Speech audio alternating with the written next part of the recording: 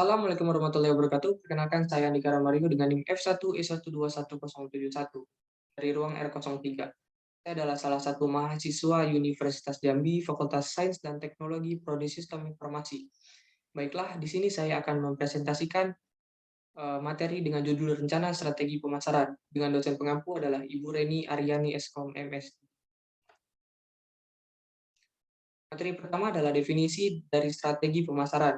Menurut Wikipedia, strategi pemasaran adalah strategi yang digunakan oleh perusahaan produsen barang atau jasa secara berkesinambungan untuk memenangkan persaingan pasar secara berkesinambungan juga. Penyusunan rencana usaha secara menyeluruh dilandasi oleh strategi pemasaran.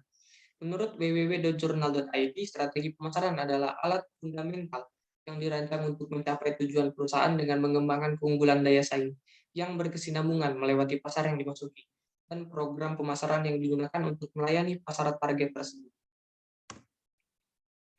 Tujuan dari strategi pemasaran ada 4. Yang pertama adalah dapat digunakan sebagai media ukur dari hasil pemasaran yang diukur berdasarkan standar prestasi yang telah ditentukan. Yang kedua adalah membantu meningkatkan kualitas koordinasi antara individu dalam tim pemasaran sehingga lebih efektif dan mampu mencapai target dengan mudah.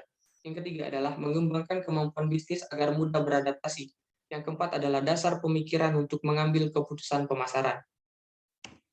Fungsi dari strategi pemasaran ada 4 juga. Yang pertama adalah mengatur arah jalannya bisnis atau perusahaan. Tentunya hal ini akan membantu koordinasi tim pemasaran lebih efektif sehingga akan mudah mencapai target. Yang kedua adalah meningkatkan motivasi untuk melihat masa depan bisnis yang tengah dijalankan. Strategi pemasaran untuk para pelaku bisnis untuk memperkirakan laju bisnis di masa mendatang, sehingga secara tidak langsung memberikan semangat untuk menjalankannya. Yang ketiga, sebagai standar penilaian dari prestasi kerja para anggota di perusahaan, dengan adanya standar penilaian ini tentunya pengawasan mutu dan kualitas kerja menjadi efektif. Yang keempat atau yang terakhir adalah sebagai alat bantu untuk mencapai target atau tujuan suatu perusahaan, baik dalam jangka waktu pendek atau panjang. Latar belakang dari strategi pemasaran madu Al-Kautsar. Dari usaha yang saya lakukan, pada awalnya hanya menggunakan strategi pemasaran secara online melalui media sosial dengan cara mengupload di berbagai platform. Kemudian saya mencoba memberanikan diri untuk menggunakan strategi pemasaran secara langsung dengan cara berkomunikasi secara langsung dengan konsumen dan menawarkan produk yang saya pasarkan. Dalam hal ini adalah madu. Saya mencoba untuk meyakinkan kepada pelanggan agar mau membeli produk yang saya tawarkan kepada mereka.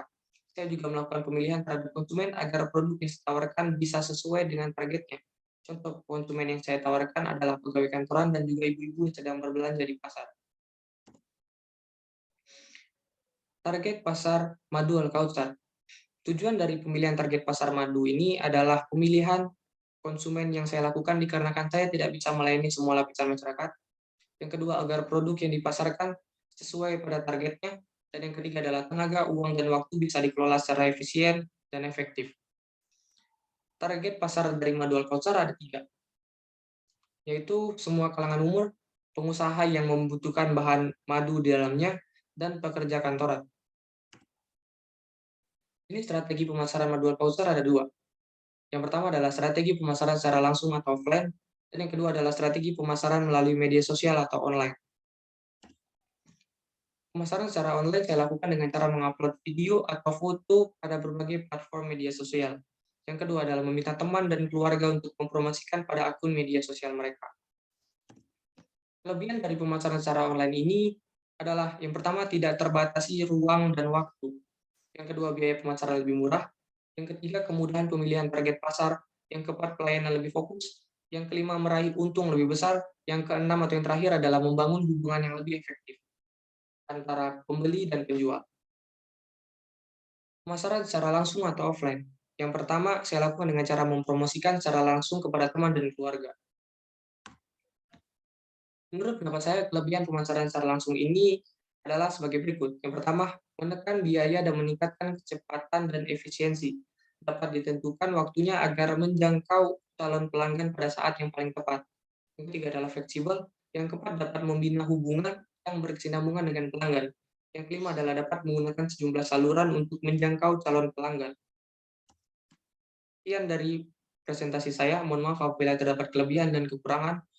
Saya akhiri dengan wabillahi taufiq wal hidayah. Wassalamualaikum warahmatullahi wabarakatuh. Terima kasih.